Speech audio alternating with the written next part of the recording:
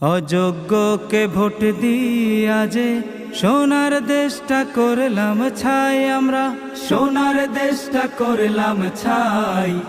এবার আমরা দেশ গঠনে গো জামাতে ইসলামী চাই।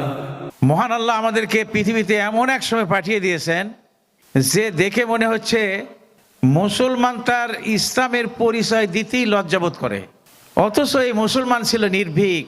এরাই ছিল সালাউদ্দিন আইয়ুবীর উত্তরসূরি, ফারুক আজম হযরত ওমর ফারুক রাদিয়াল্লাহু আনহুর উত্তরসূরি, আর আলী কাররামাল্লাহু ওয়াজহুর উত্তরসূরি। ঠিক না বেটি? অথচ এরা ভীরু হলো কেন? এরা কাপুরুষ হলো কেন? আমরা চাই আল্লাহর কোরআনের নিজাম এখানে চালু হোক, আর মুসলমানদের ভিতর থেকে বলে কোরআনের আইন চালু বন্ধ করতে হবে। আমি